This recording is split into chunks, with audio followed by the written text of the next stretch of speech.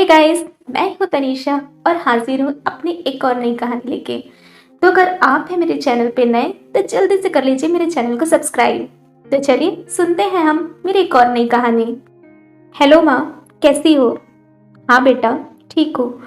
तू कैसी है? बस माँ, सब ठीक है।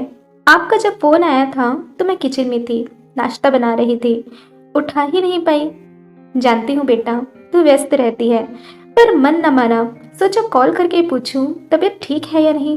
कल भी फोन नहीं आया तेरा। मन में बेचैनी थी। ओहो माँ, इतनी चिंता मत कीजिए, मैं बहुत अच्छी हूँ। बस पति बच्चे घर, इन्हीं सब में वक्त कैसे निकल जाता है पता ही नहीं चलता। आप कुछ दिनों के लिए आ जाइए ना, मन है मिलने का। हाँ बेटा, जरूर आऊंगी। ठीक है माँ, अब फोन रखती हूँ, बच्चे आने वाले हैं। आप तो जानती हैं ना कान्हा को, आते साथ ही मुझे कुछ न कुछ बनाने को कहेगा। ठीक है बेटा, अपना ध्यान रखना। इतना कहकर मधुकामिनी जी ने फोन रख दिया और फोन पर अपनी इकलौती बेटी मानवी की फोटो दिखने लगी। कितनी बदल जाती है ना बेटियां शादी के बाद। जो बेटी कभी अपने घर की आभा होती है, वो दूसरे घर जाकर उसे रोशन कर देती है। बेटी के जाने के बाद मायका सूना हो जाता है। मधु जी ने चाय बनाई और बालकनी में जनवरी की धूप में बैठी थी। चाय पीकर अपनी कुर्सी के पीछे टिककर वो अपने जीवन के 18वें वर्ष में पहुंच गई, जब उनकी शादी प्रणव जी से हुई थी।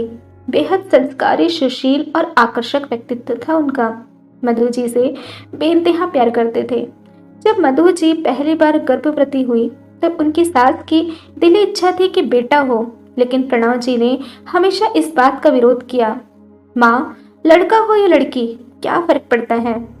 अरे लल्ला, लड़का नहीं होगा तो तेरा वंश आगे कैसे बढ़ेगा? माँ, आप ऐसा सोचती हैं? क्या वाकई एक लड़का वंश आगे बढ़ाता है? नहीं माँ, जब तक एक औरत जन्म नहीं देती वंश आगे कैसे बढ़ता? आप भी तो एक औरत है ना, फिर आपके मन में ऐसा विचार कहाँ से आया? आपको तो खुश होना चाहिए। लोगों को तो औलाद नसीब नहीं होती, कम से कम भगवान ने हमें औलाद का सुख तो दिया है। तेरी शादी क्या हुई?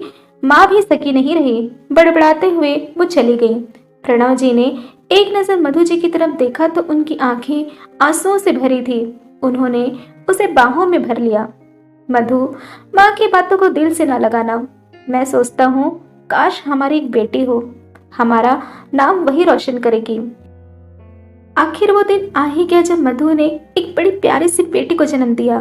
प्रणव जी ने उसका बड़ा प्यारा नाम मानवी रखा। मधु जी की सास तो बहुत ज्यादा खुश नहीं थी, लेकिन उस नन्ही परी ने कुछ समय के बाद उनका भी दिल जीत ही लिया। एक पल के लिए भी वो उसे अकेला नहीं छोड़ती थी। दिन बीतते गए और मानवी बड़ी होती गई। प्रणव जी की वो बेटी कम, दोस्त ज्यादा थी।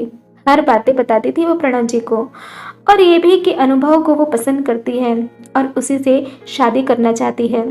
अनुभव से मिलने के बाद प्रणव जी ने उनके रिश्ते को मंजूरी दे दी और मानवी जल्द ही शादी होकर अनुभव के घर चली गई। प्रणव जी और मधु जी अकेले हो गए। अपनी बेटी को रोज याद करते थे, लेकिन उनकी बेटी अब अपने घर जा चुकी थी। फिर एक दिन प्रणव जी सब कुछ छोड़कर चले गए। मानवी और मधु जी की पूरी दुनिया ही उजड़ गई, पर अब क्या कर सकते थे। मधु जी अब बिल्कुल अकेली हो चुकी थी। मानवी अब मधु जी को अपने साथ रखना चाहती थी, लेकिन मधु जी ने साफ साफ इनकार कर दिया कि वो अपनी बेटी के ससुराल में नहीं रहेंगी।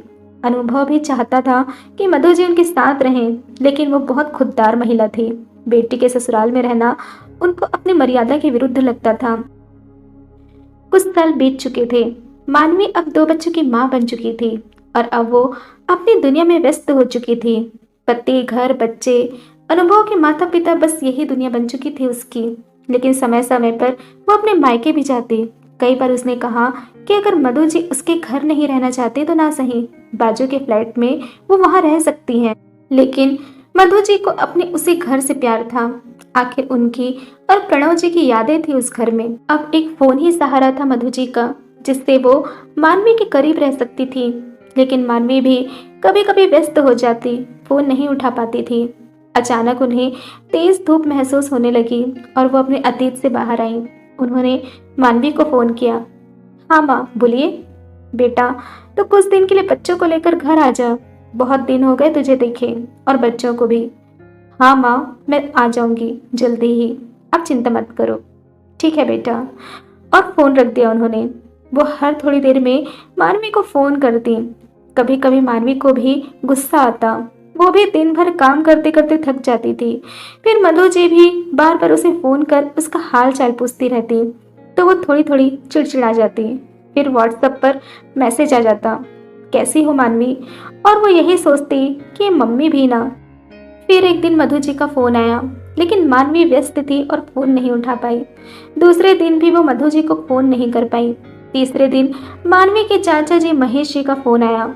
मानवी उनका फोन देख हैरान थी, क्योंकि वो उसे कभी फोन तो करते नहीं थे। उसने फोन उठाया। मनु बेटा, भाभी कल रात सीढ़ियों से गिर गई, हम उन्हें अस्पताल लेके आए हैं। मानवी धड़ाम से जमीन पर गिर गई। मानवी की सास ने जल्दी से मानवी को उठाया। मानवी का रो रो के बुरा हाल था। अनुभव और मानवी घर की तरफ निकल पड़े, लेकिन तब तक बहुत देर हो चुकी थी। अंतिम बार उसने अपनी माँ मधु जी को देखा। वो उनसे लिपट कर रो पड़ी।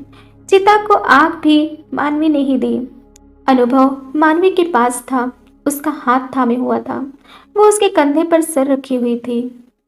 माँ ने जब आखिरी बार कॉल किया तो मैं नहीं उठा पाई। उनका रोज फोन आता था, लेकिन मैं कैसे नहीं समझ पाई, कैसे एहसास ना हो पाया। वो आखिरी बार था जब उन्होंने फ़ोन किया था और मैंने उस फ़ोन को नहीं उठाया। मुझे ज़िंदगी भर ये मलाल रहेगा। और वो रो पड़ी। पर अब वो गम हमेशा रहेगा। आज महीने भर से ज़्यादा हो गया मधु जी को गए। मानवी रोज उनके व्हाट्सएप मैसेज पढ़ती, जिसमें एक जगह उन्होंने लिखा था, मैं हमेशा तुम्हारे साथ हूँ मनु, कभी खुद को अकेला मत समझना। मानवी ने आज भी उनके वो मैसेज संभाल के रखे थे, लेकिन एक अफसोस उसे हमेशा रहेगा कि काश उस दिन वो उनका फोन उठा लेती, कि काश वो एक बार उनसे बात कर लेती। ये काश बहुत तकलीफ देता है। वो कहते हैं ना, चीज़ों और इंसानों की अहमियत मिलने से पहले और खोने के बाद होती है। मानवी को मधु जी के खोने के बाद उनकी कीमत समझ में आई। अब वो रोज अपना फोन देखते और इंतजार करते कि शायद मधु जी का कॉल आए और वो उसे लपक कर उठा ले। लेकिन अब वक्त तो गुजर चुका था। वो कॉल अब नहीं आएंगे, कभी नहीं आएंगे। लेकिन मधु जी की दुआ और आशीर्वाद हमेशा उसके साथ है। मेरी कहानी पढ़ने का आप सभी का शुक्रिया। मेरी ये छोटी सी काल्पनिक कहानी बहुत से लोगों की हकीकत है। जिंदगी बहुत छोटी है। अपने परिवार को वक्त जरूर दीजिए। कहीं ऐसा ना हो कि ये वाकया सच हो और जिंदगी भर आपको उस बात का पछतावा हो। तो आपको मेरी ये कहानी कैसी लगी मुझे कमेंट में ज़रूर बताइएगा। तो चलिए, मिलती हूँ मैं आपसे अगले वीडियो में। अपना ध्यान रखिएगा। Take care.